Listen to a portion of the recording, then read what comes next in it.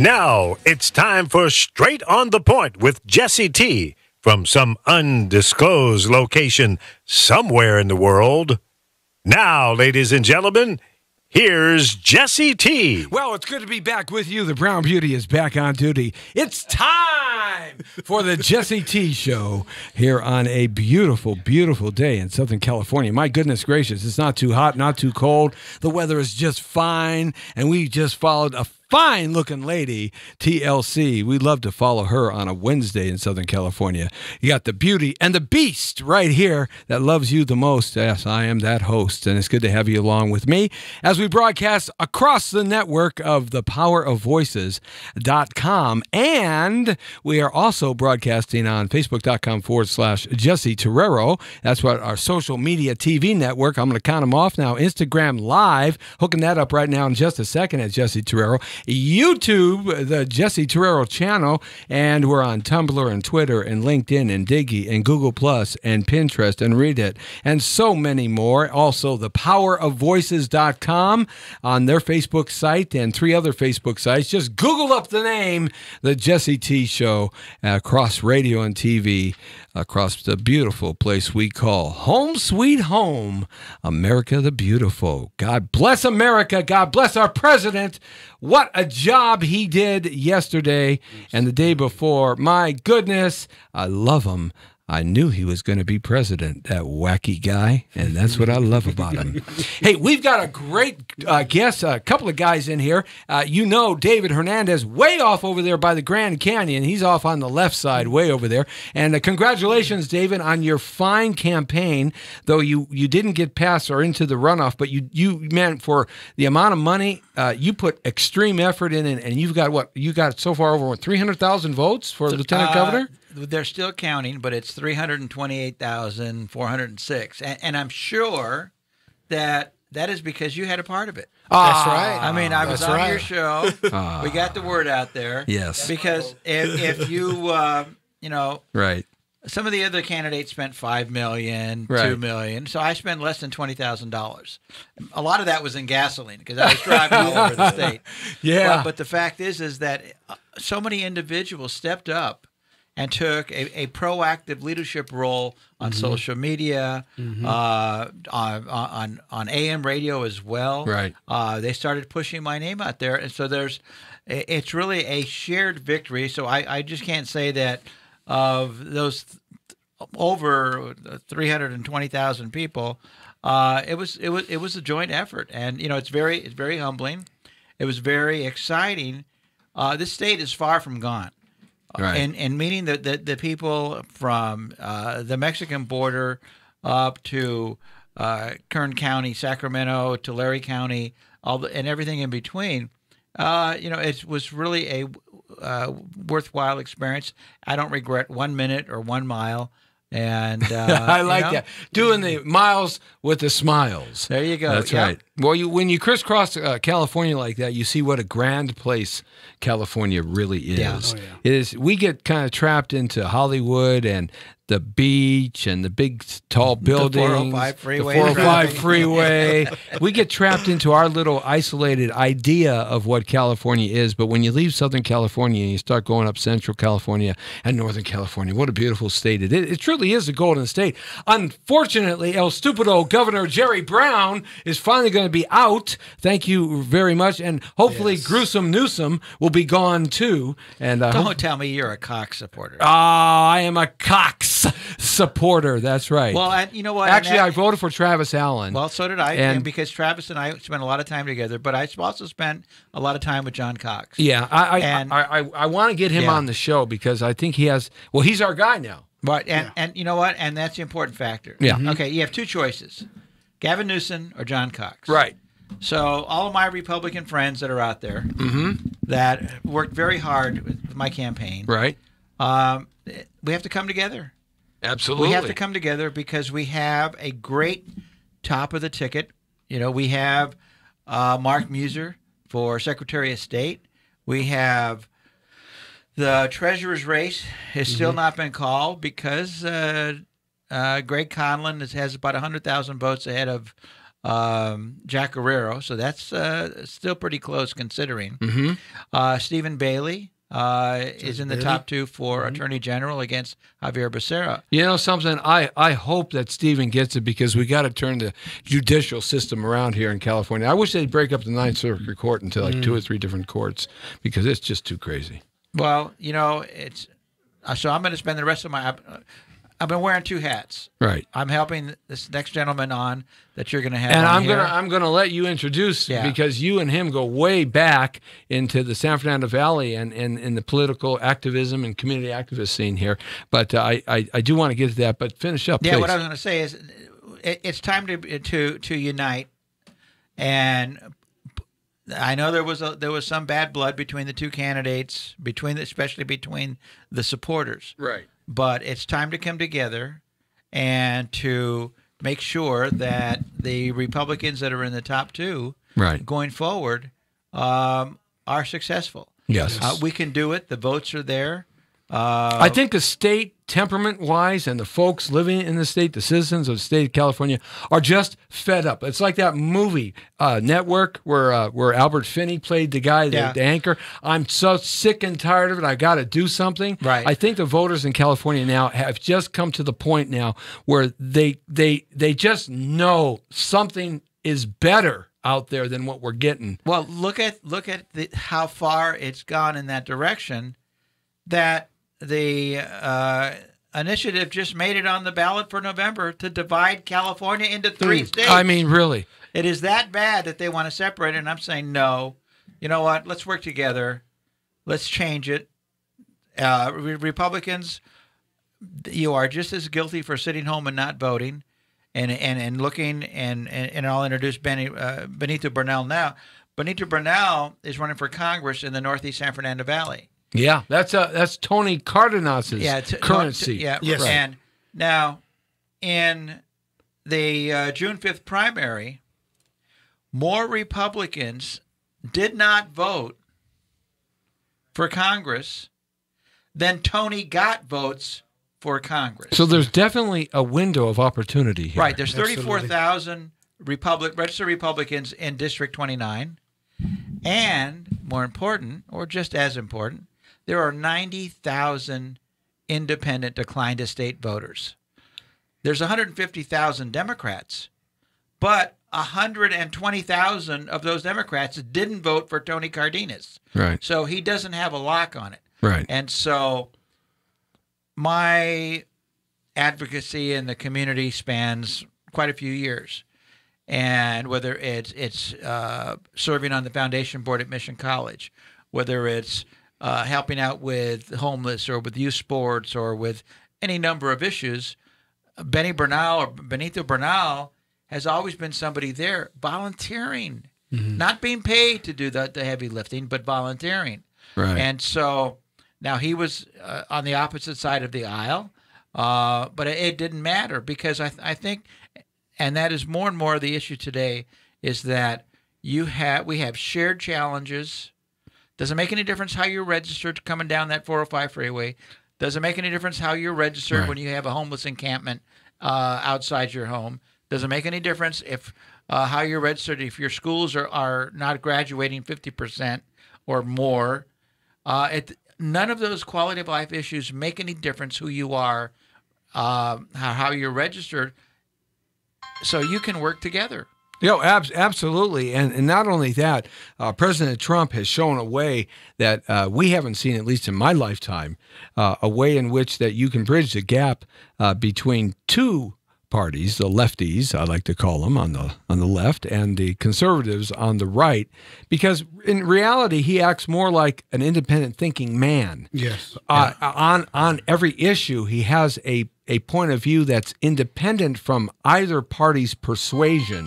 In that respect, and so with that idea, America is finally, after a couple two and a half years of this, understanding that the guy is his own guy and he has common sense and logic. And I see the rhinos in Congress, which you're running for, and we're going to get into that right now. The rhinos in Congress are afraid of the situation that's happening, because rhinos, for folks that don't know what they are, they're people that are voted in as Republicans, but they act like Democrats. They're always on the left side of the issue, the wrong side of the issue most of the time. So let's bring on Benito Bernal. Now, I've known Benito for off and on here for probably about 20 years. We've run through our paths there when I was doing a lot of community activism, fighting human trafficking in Sun Valley and Pacoima and Van Nuys and all of that stuff. And you've been in and out of the political scene here for some time, as far as your current activism and your community, forethought and working with the community members. But it's an interesting choice you made here, and we were talking about it before the show.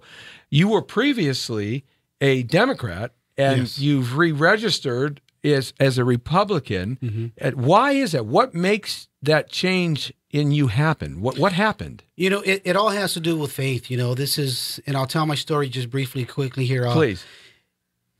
18 years ago, 20 years ago, you're very familiar with the Latino political machine. Oh, absolutely. Coming from the same community. So the whole purpose of building the Latino political machine was pretty much to address the issues that were affecting our community: the gang violence, teenage dropouts, teenage pregnancies, illegal migration, the abuse in the welfare system, so on and so forth. But we always we were brainwashed, and we were always blaming a different race or blaming everybody else for our failures. So the plan was to build this machine, run for city council, run for school board, city council, state assembly, Senate, Congress, and then eventually the presidency in 2024. That was the big plan, pretty much a 20-year plan. So as we slowly got into that, couple years into it, after getting, Richard was elected, Tony was elected. Yeah, way back in the early 80s. Yeah, but after getting Tony elected, him and I were very close, and we were very instrumental in getting him involved and actually even convincing him to run for office. He was a real estate broker in my office, a real estate agent in my red carpet office. Yeah, so him and I had a conversation, and I spoke with his wife, and, we said, I think Tony would be a great guy. So long story short, at the end of the day, I found out, I finally realized that, hey, wait a minute. Here we are in office. We have people pretty much at every level of government, and instead of addressing the issues, we're finding ways to make money out of it. Right. We're exploiting the sufferings of our community. So I started having a battle with the people I grew up with, the people that are in office, and it was even hurting my reputation because the people in our community who supported me, who believed in me, who I asked to go behind these candidates, were kind of questioning me. But so I started sharing with them exactly what was going on in our community, and some didn't want to believe me. But I said, you know what? The best way for you to find out is go work for these individuals. Go volunteer on their campaigns. That's a very good point. Get involved with them directly, and then you'll see it for your own eyes. For some, it took a year. For some, 5 years. For some, it took 15 years.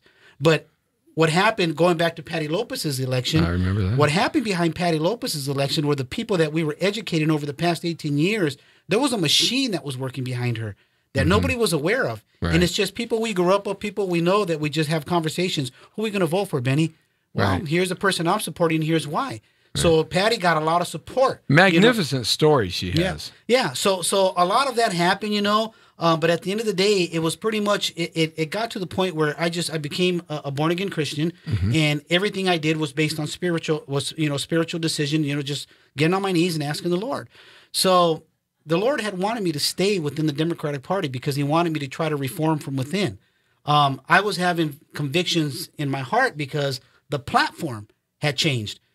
The platform that the Democratic Party stands for now is not the same platform that they stood for years ago, which is what the generation that I believe is very valuable and key to this election and the future of the state is that conservative Democratic base, which is our parents. And that base My parents, Democrats. Yeah, it's something that we're tapping into right now because we're explaining to them. Here's an interesting story. It's like they were very upset because I became a Republican, right? So I said, okay, let's have a conversation about this. My mother was too. I said, look, here's two platforms. We wrote down all the different issues. Which one do you align yourself most with? And it was my sisters, it was relatives. People were upset at me because I became a Republican. And they're like, well, that one on the left, that one there, or that one. It was actually the one on the right is the one they were pretty much aligning themselves with. So then you flip it over, and it's like, well, that's the Republican platform. And then this that you disagreed with, it's a Democratic platform. I said, the difference is, Mom and my sisters, because a lot of them don't know social media. They don't have time. Most people in our district don't have time to do the research because they're you're busy. working. You're trying to make ends meet. Yeah. You know, that's the community we represent. The district that you represent is a working man and woman's district. Exactly. But it's very, very conservative. Very conservative. Yeah. And oh, yeah. And that's the dilemma. It's a very conservative district, but yet and the district number is what, 29? 29. Yeah. Very, very conservative district, but yet the political parties are very left and very. They've gotten to the degree, and you made a point that the party of yesteryear is not the same party on the Democrat side of 2018. I would venture to say, and I talk about this all the time, no, they're not even the same party. They're left of left. Yes. Yeah. Yes. They're doing things that quite frankly, I'd get my ass kicked on the street if I was doing that kind of stuff. You know what I'm saying? I mean, and I don't mean to say it that way, but I do, because they're left of left.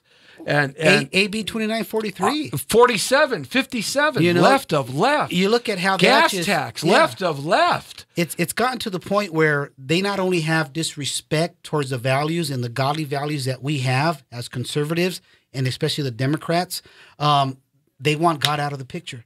And AB 2943 is a clear sign of that. And so anyways, what was happening was it got to the point where the Lord finally had said, you know what? I talked to David just a couple of days before the final deadline. I said, David, the Lord wants me to run. I said, but he wants me to run as a Republican. I said, and I'm telling him, I don't want to do this. And people were looking at me like, you're crazy, because here's what the Lord said. I don't want you to raise a single dollar. I don't want you to put out one yard sign. I don't want you to make one phone call. I want you to just trust me. And I was like, really? So I shared that with David. Wow. Before all these accusations came out against Tony Cardenas. Yes.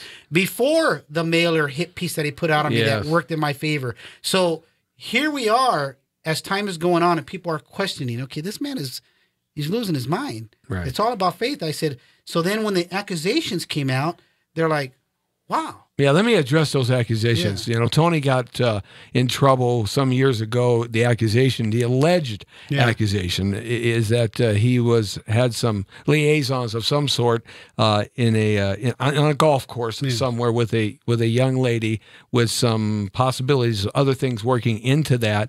And 30 years later, she has come forward and said, inspired by the Me Too movement in Hollywood that's taking place, come forward and has represented herself with her lawyers the certain situation that took place. Of course, it's an alleged. It's alleged. It's an accusation, and the attorneys are basically doing their thing now. But to be targeted like that, whether it's true or false, in today's climate of 2018. It's very different than it was 10, 15, or 20, or 30 years ago. People really want to know the truth about an individual, and this comes into play with their process of making a decision, especially with the limited information that we have today, because a lot of folks aren't on the computer. There's only really one newspaper in the community, L'Opinion. Right? And they're kind of off to the left too, in a lot of ways, and so people adhere themselves quickly to these types of accusations. So now a window has opened up for somebody to come in and talk about the issues of District 29, and you're in a runoff now because of this. Yes, or one of the many reasons. One of the many. Yeah, and I know there's plenty of media that have reached out to me, and I said, you know what, I'm not going to get into that. Right. I said, at the end of the day, we have a system that's in place. The system's going to do what it's going to do. We'll know the truth in the end. There's a lot of other issues that are on the table as well. What are some of the issues that are propelling you in District 29? Because you're going to go to Congress. This is a federal posting here. Yes. Well, I mean, personally, being involved and working in the school district for the past 30 years, I've seen a change. I mean, there was conversations that, being in transportation, I started as a school bus driver. Back then, it would be like, now I'm in supervision and management overseeing the department. Right. But back then, you would hear your high school students who would be talking about, You know, what school are we going to go to? I'm going to try to get into this university, that university. Over the past 15 years, that conversation changed. Really? That conversation is now, well, you know, I'm just going to drop out of school. I'm going to have children, and I'm going to go on the welfare system. So when I started hearing that, I'm thinking, Wow. wait a minute. How does this connect? Because you have individuals who now can just, they get pregnant, they go on the welfare system, they hook up with the young man, they use half of the money, they turn it over to sell drugs, and they make a living. And that's how they live. And there's no limit to it. So I'm seeing a generation that's just being destroyed because of the abuse within the welfare system. And even beyond that, and I'm not one that just fights for one race, but the majority of our district is the color of my skin. They're Latinos. And it's like, absolutely, this is our generation that is being destroyed. And why? Because people are making money off of it. Right. There's money being made off of it in many different ways. When you have low-income housing, you know, you have all of that, and it's like, this is wrong, and this has to change. So that was an issue that really got me more involved and more motivated to get more involved at the federal level and see what I can do to change this. But when I brought it to the attention of our current elected officials, their thing was, well, pretty much you're going into our pockets. Mm-hmm. You know, and it's like, okay, so it's either I go into your pockets or I fight for the people. I fight for lives. So I chose to fight for lives. So that was a big issue. You know, you have the illegal immigration. I have relatives that have been here for almost 30 years. Mm-hmm. You know, some have done great. Some have become citizens. They've gotten their residencies. Whatever it is, they've done what needed to be done because they appreciate what this country has to offer them. But then I have a portion of them and individuals that we know in our community who still are here in this country illegally. Right. And their children are the very children that are going through this system, are getting pregnant at 14, 15 years old, right, and making all this money. And I see a generation of our people being destroyed. And it's not just our people. You know, don't get me wrong, like I said, but the majority of the race in our district is that. No, you represent your district. Oh, absolutely, in Washington, absolutely, right, absolutely. And it goes across the board, right. And it's not even just those who are here illegally; it's even American-born citizens who are stuck in this oppression. And that's where they want them, because you know what? As long as it's like you have these politicians up today, they're this big Santa Claus. You know, I'm Santa Claus, and I'm going to give you everything you need. I'm going to keep you down there, so you keep voting for me. I want to change. Well, that's what LBJ did with the Great Society back in the 1950s, or the mid 1960s.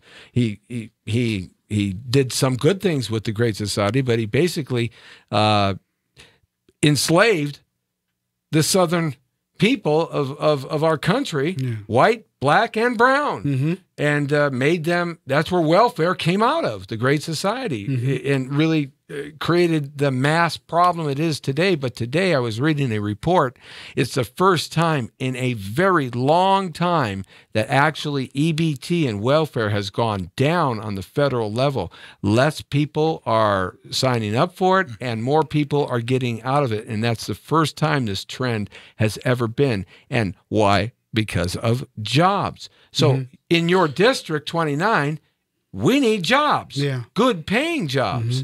I mean, that's one of the things that you talked about a lot, David, is jobs, you know, especially and you know what, there are a lot of jobs, but the need is for individuals that are trained to do that. You know, and this is one of the things that I know Benny shares an opinion.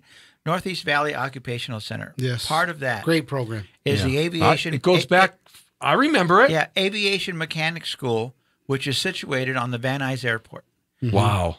The students that go through that, it's a four-semester program, 100%, forget about getting jobs. They get careers starting at $50,000 to $70,000.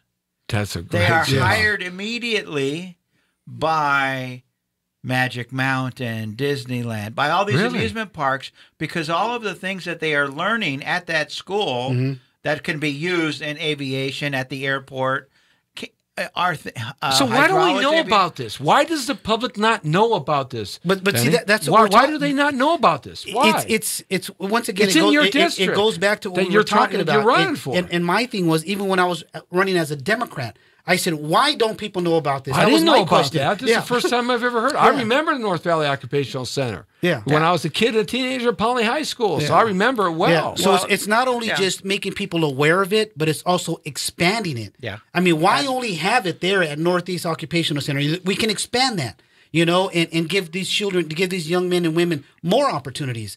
So, and there's plenty of different programs, whether it be nursing, whether it be police and fire department, because you have a lot of magnet programs within the school district where parents aren't aware of magnet programs, even though it's more of a local issue, state issue. Right. Still, you have to make your constituency aware of what benefits are out there, what programs, what opportunities are out there. Right. We have some of the greatest schools and greatest programs in our district. You know, the out in the Antelope Valley, they just got the big contract. Lockheed just got that big contract to Yes. service and build more FY-22s and F-35s to service them. And they're building a huge, huge hangar complex out there for this now. And they're hiring faster than they can hire. But you know what? And but a lot of that hiring is those, what are the E2 or EB Right. visas? So they're Right. importing the workforce. Right. When we have had the facility Right. that would be able to train the people, so when that thing opens up, that they would be forget the $15 an hour minimum wage. I mean, No, you're that's talking crumbs, $80 an hour. That's crumbs Yes. on the table. We're Yes. talking about careers, and so that's Yes. why I'm really excited about Benito being there, because when those federal contracts are coming back and the they start coming back to California, Right. that we're gonna have a workforce that is ready. Yes. Right. Yes. And that's the goal. And that's the Yeah. thing about schooling. Yes, what you're and that's the talking goal. about. Mm-hmm. Make people aware of what's available for them, get them ready, train them, so that way, when everything is up and going, we don't have to look outside. Mm-hmm. We have them within our own, and especially within our own district. We have some beautiful, intelligent people within our own district. Right. They're just limited to their opportunities. They're not aware of it, and that's. I mean, even like when we talk about veterans. I have a few individuals. You that have I one think of are the very largest, intelligent. veterans hospitals in your district. Oh yeah, Right yeah. there, that takes up the whole friggin' mountain right Yeah, there. the only problem with that is they don't provide all the services No, they anymore. don't. So much has been taken away. I want to reverse that. But all how of do you these- do that in Washington? Because when President Trump came in, there's so much bureaucracy, layered on wasted bureaucracy and money, just layered on abuses that took place. He came in and said that has to stop, fired about 1,000 people, last number I got, and shook some things up there. And people now are worried about their jobs in the upper supervisory levels, and things are starting to turn a little bit. How do you continue that in Washington? But that's the key. The key is, my message to everyone is that, okay, you may not totally love our president, but you have a president who's willing to talk and deal with issues right now. We have a president who I can just simply have a conversation with him, say, look, here is our hospital here in our district. All your words, I'm going to use all your words, put it into action here in our district. Right. I mean, the work is already being done for us. Yeah. It's just a matter of having somebody in this seat that will respect our president and will grab and tap into the resources that are available, grab him by the arm and say, let's go, Mr. President, let's make this happen. So how come I don't know about this in District 29? I mean, I know about it because I've lived 55 of my 57 years here in Los Angeles and San Fernando Valley. But how come I don't know about District 29 in the VA hospital? How come it's not all over everywhere? How come all the vets, how come I don't know these things? Why? Well, in my honest opinion, Tell me. because there's been a D in front of the congressman, every congressman that has represented this district. Right. And they haven't been supportive of our veterans.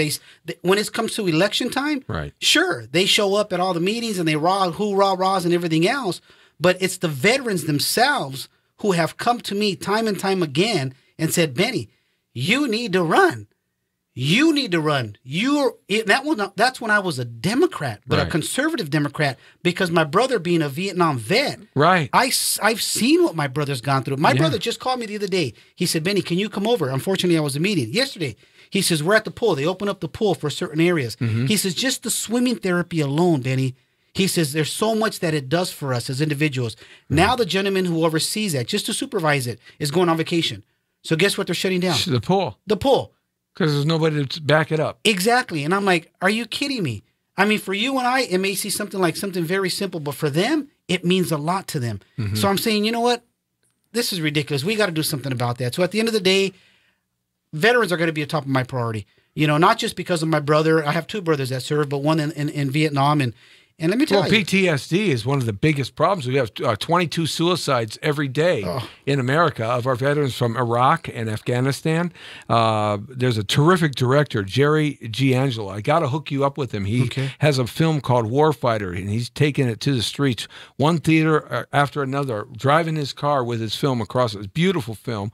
Jerry D'Angelo, Warfighter. We had him in here, and it's all about PTSD. Wow. And it is when the veterans show up to the theaters that he has it in, they get in for free, and their families get in for free. And then all of a sudden, at the end of the movie, the veterans start standing up and talking to Jerry D'Angelo about their experience, and then the whole theater is just in tears, or it gives me goosebumps just thinking about it, because I've been to a couple of these things. PTSD is a very big issue with our veterans today. Well, that's actually what got me more involved at the federal level. My brother was dealing with it. Now, my brother was in special ops, special forces. Right. So and they really all the injuries and all this that happened to him, there was no record of it.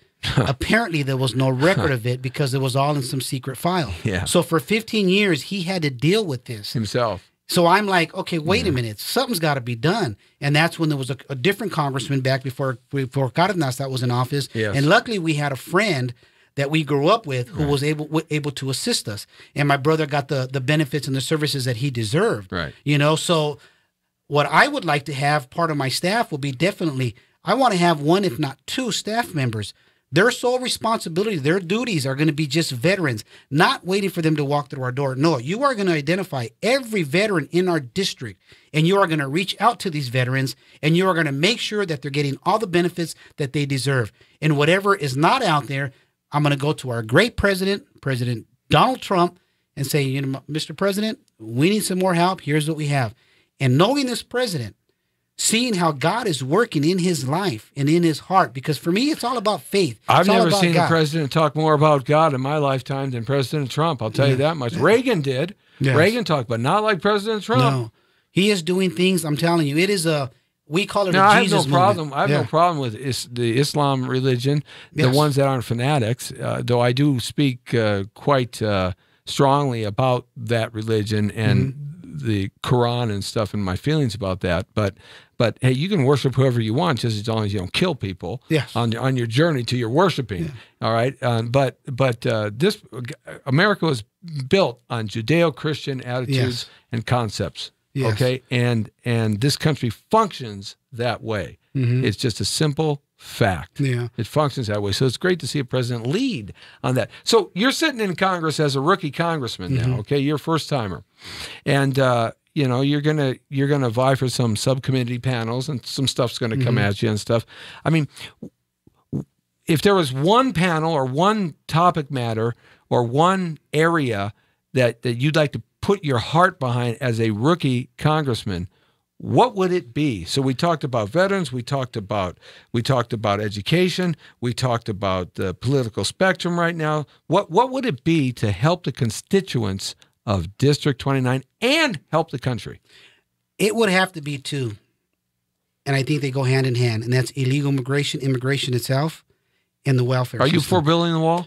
Absolutely. What about DACA? And here's why I support building the wall. Let me tell you a story. When I was running as for Congress 2 years ago, there was a father, and it was more than one story, but a father who said was coming to this country illegally from Guatemala, paid $20,000, $5,000 for himself, his wife, and his 4-year-old and 5-year-old daughter. Okay, when they got to TJ, they were separated. The men were separated from the women. They were taken to two different vans, taken to two different houses. The men were given a backpack. The men were told, you are forced to take these drugs across the border. Once you get those drugs across the border, you call this phone number right here. When you call this phone number, you get your family back. This man forced to smuggle these drugs across the border, did it, called the number. Guess what? What? His wife and 2 children were sold into the human sex trade. Oh! Never got them. So when I speak to individuals, I walk into a room filled with individuals who are so anti the wall. And when I share this story with them, I say, do you understand now, by building the wall, because the Father's own words were that, Benito, if it was difficult for us to come across the border, if that wall were to be built, Benito, 90% of the individuals trying to come across this country illegally would think twice about it. They would think twice about it. Because once they know these stories, Ben, he says, people aren't talking about it. We were just the other day, I was at an immigration office talking to a gentleman. We were interviewing another congressional candidate. And it just happened to be in an immigration office, immigration services, right? So he was from Guatemala. So he's telling the story about thousands and thousands of lives that never make it out of the desert. Never make it out of the desert, you know, because of the human trafficking, because of whoever it is that's involved in this. So when I share this with these individuals, they get it. People don't realize how corrupt Mexico is.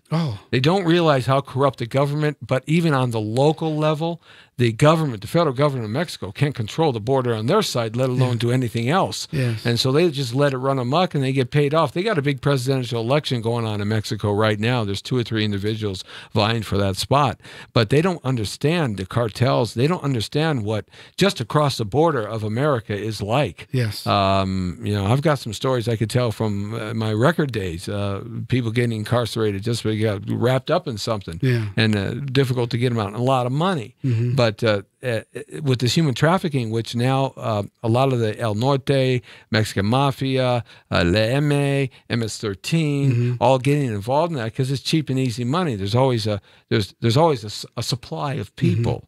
And obviously, that's a story I've never known, and that's an interesting story because that's looking at it from a different point of view.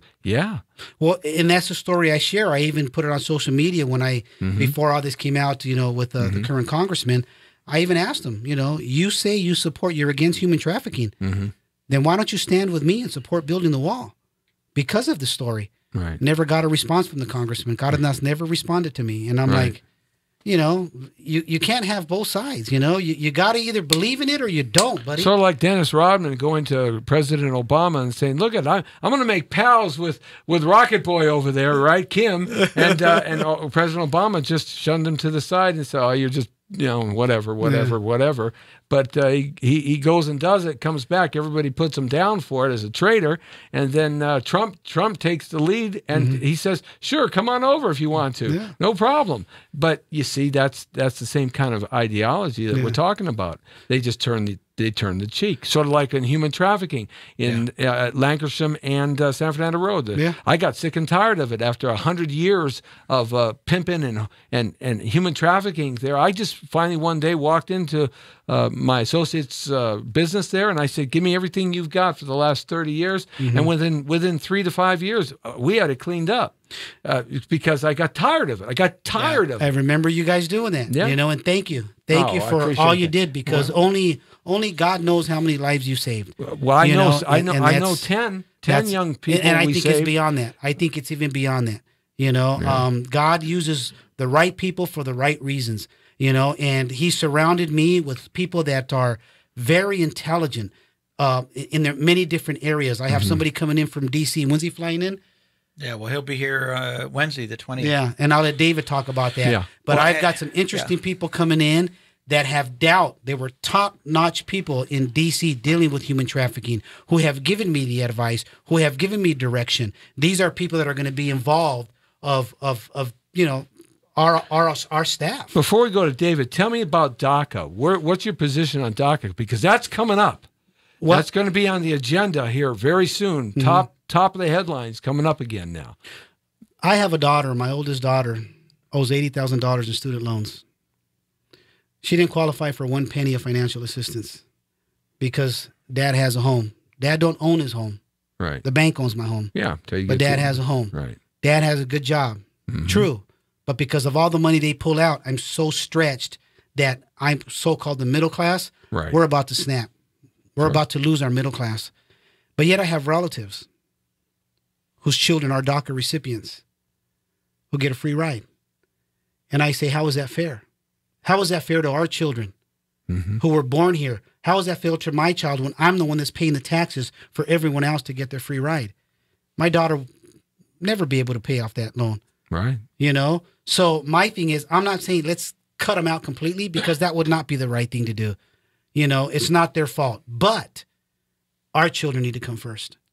Our children need to be put on that list. What about this idea of breaking up families that the lefties always talk about as an emotional impact piece of dynamite when this issue comes up? Breaking up of families. Well, why are we breaking up families? We're breaking it up because when you have somebody, an illegal immigrant who's come into this country, who's broken the laws, committed a felony, and is being released back into the public, instead of going through the process and turning them to the right federal agencies that you're supposed to turn them into.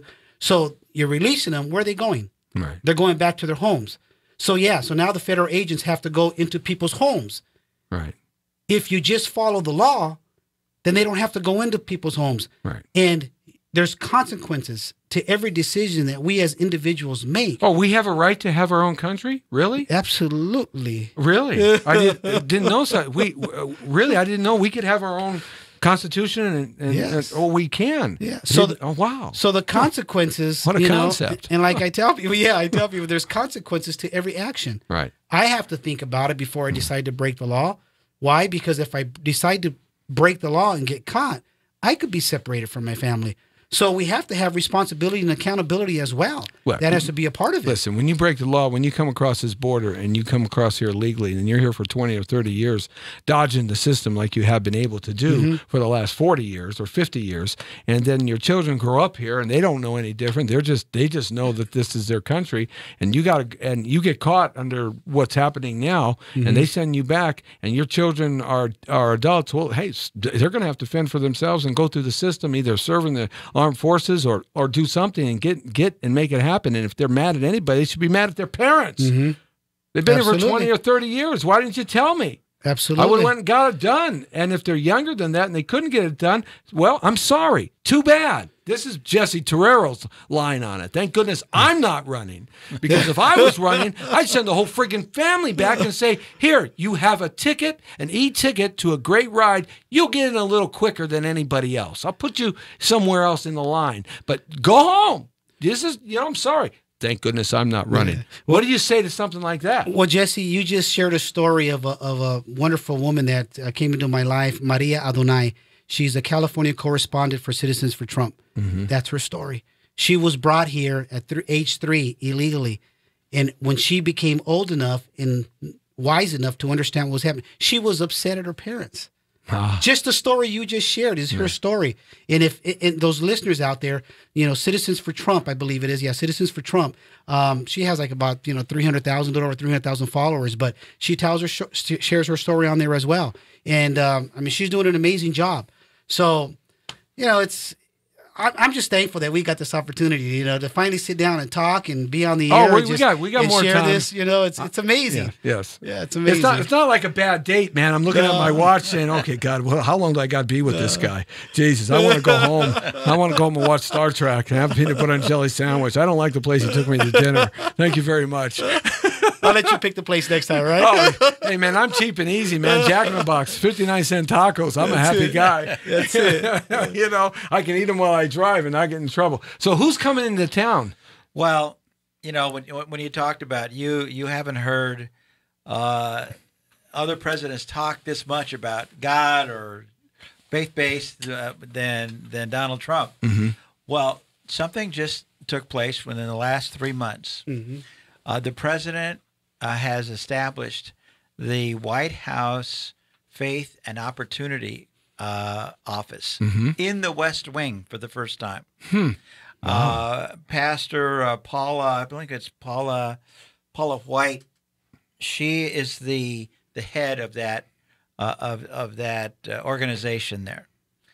A friend of ours who has supported both Benny and I and have worked with us in the past has accepted the position as number 2 in that office. He's also one of 40 pastors that are on the executive evangelical coalition that meet every quarter privately with President Trump for the sole purpose of praying for him.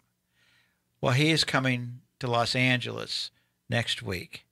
And is he going to do an event, special event? well, that's going to be happening? what we want to do is he wants to come here and explain all of these opportunities for the faith-based community, whether it's an organized church or whether it's a nonprofit.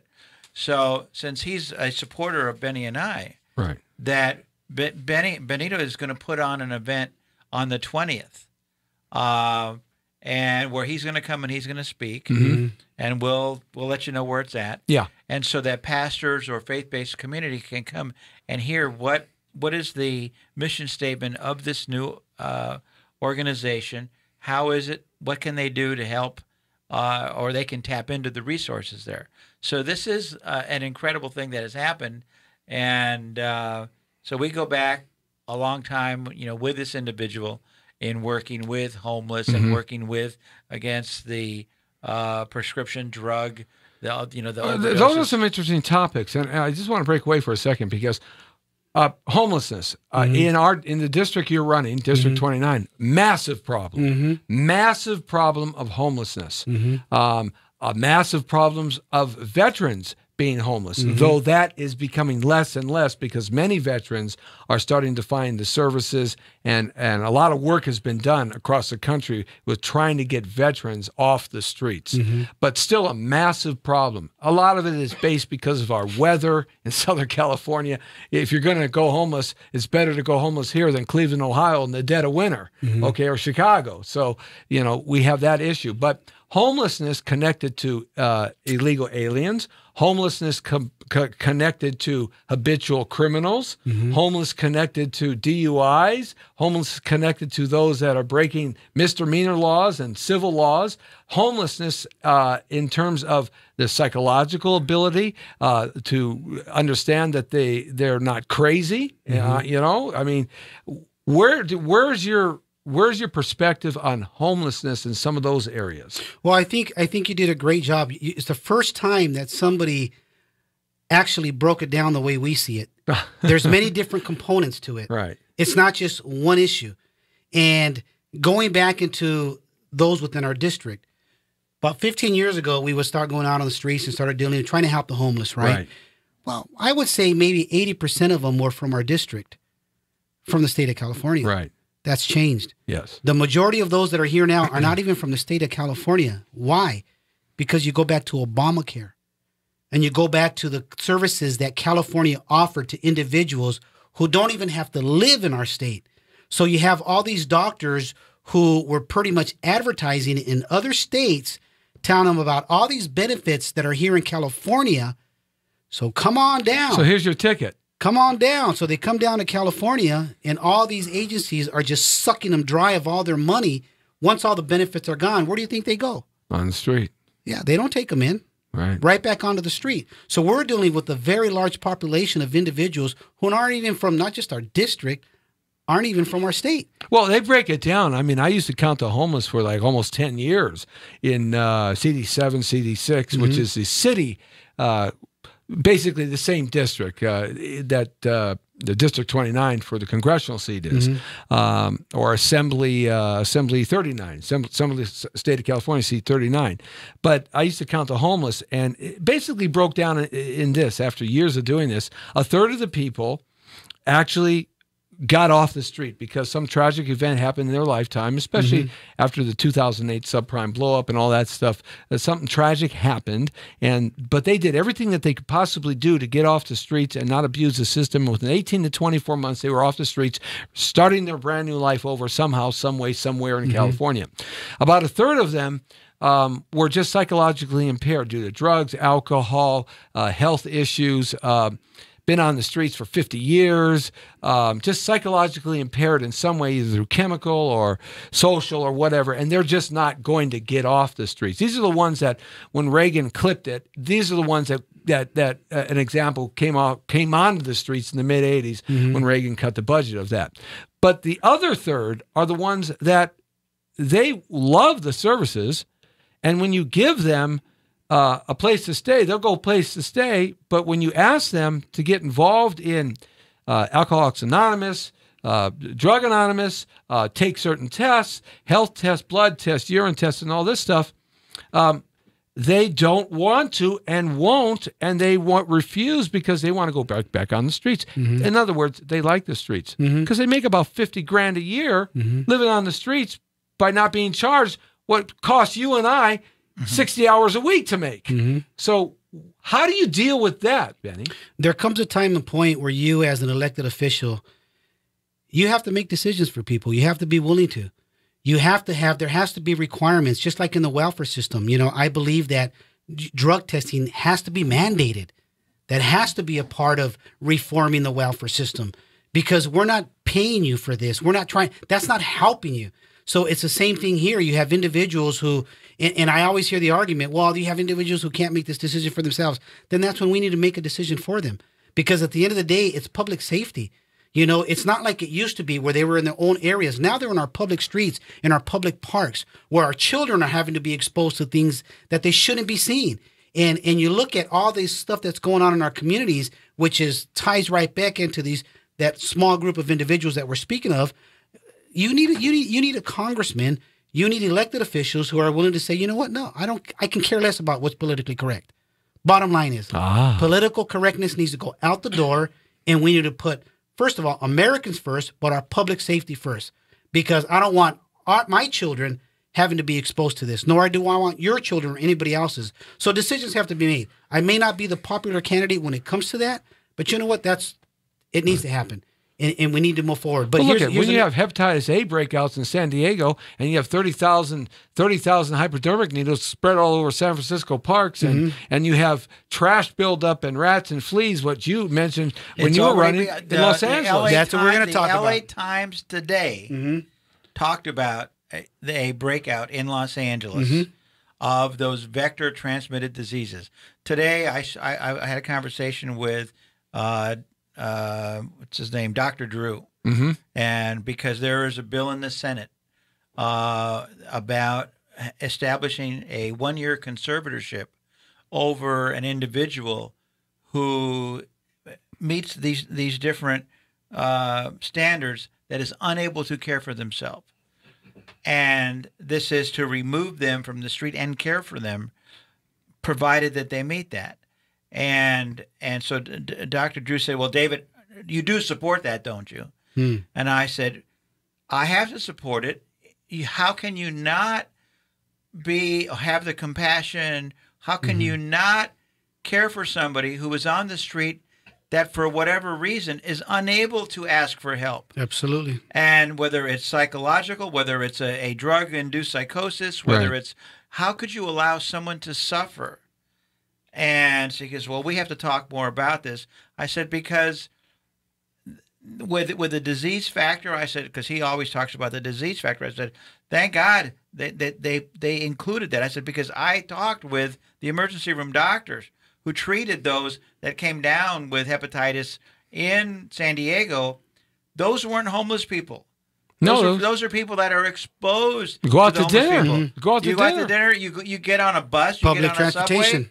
And so what happens is, I want to work closely with Benito to say, you know what, this is a medical emergency. What the Dr. Drew said was, we have to do this. And that's where, as a congressman, I want to get the federal government involved.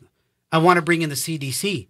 Because we're going to be right now, especially with the temperatures that are rising. That's interesting. So turn the homeless issue into a medical or a health issue. A health issue. Because now it's going to affect the public. So now we can bring in the CDC. That's and now we're interesting. pulling the money away from these smaller agencies, because we know it's all about this. Oh, yeah, it's all about It's all money about for the them. dollar and keep them there. No. They open up and close down in your district left and right, like illegal marijuana cannabis places. Yeah. So we make it a federal issue. Yeah. We bring in the CDC. Yeah. Now the federal government takes control of it, and you know what?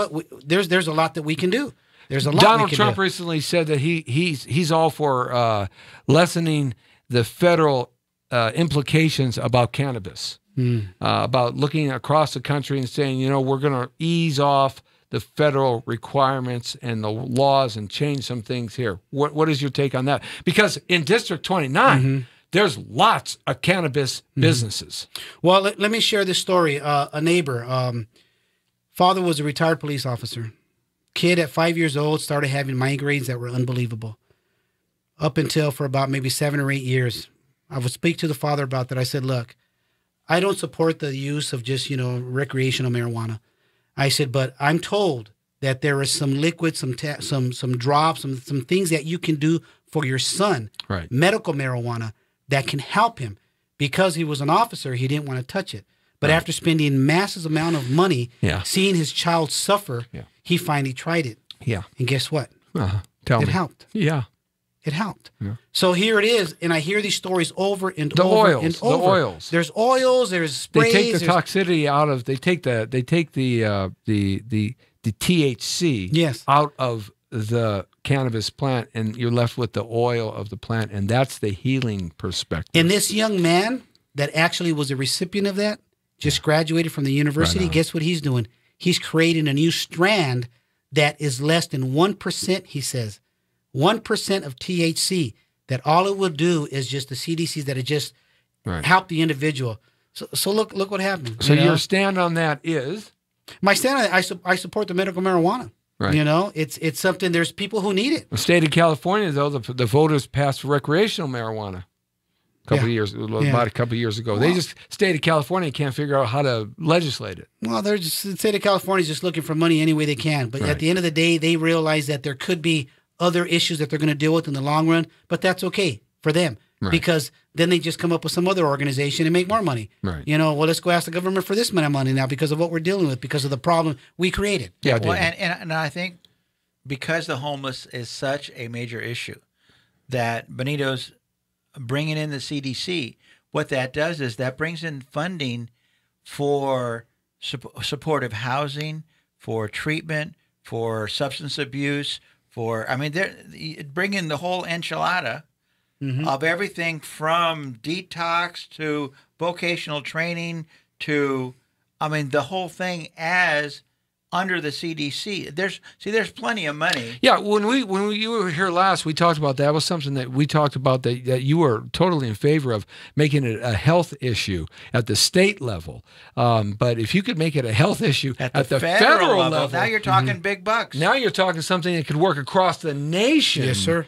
With the right legislation. Yes, sir. Which is really impactful to changing some of the urban cities across America who are all in this problem that they have everywhere. A pilot program for the 29th Congressional District. Look, that creates crime. It creates all kinds of things. All right, so we're running out of time.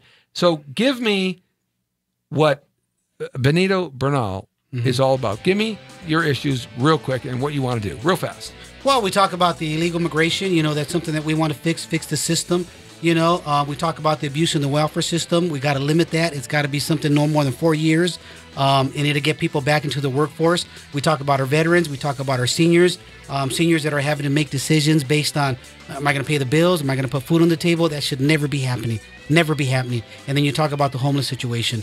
Foreign policy and all of that. Well, yeah, I don't think if you're not in office, I don't think you really know all the facts. Right. So it'd be premature for me to take positions on that until I get into office and I really know what's going on. But I did oppose the Iran nuclear deal. I was very clear about that from day one. Hey, look where can folks see you? How can they keep in touch with you? If they go to my Facebook, Benito Bernal for Congress 2018, our webpage is bernalforcongress2018.com. Right. Checks. Yeah. P.O. Box 8135. Benito Bernal for Congress, first of all. P.O. Box 8135, Mission Hills, California, 91345. Gotta have to get the message out, people. Help me. Absolutely. And the next time you have a personal conversation with God and Amen. He tells you He doesn't want to give you any money, tell God to give me some money. Okay? I'll share it with you, Lee. I'll share it with you, baby. David, thank you. All right. Thank you, Jesse. Thank you, Jesse, so much. Appreciate the it. Jesse T Show. We are out of here. The Brown Beauties off duty. See ya. You sure I could use a couple of bucks, man? Just a couple of bucks.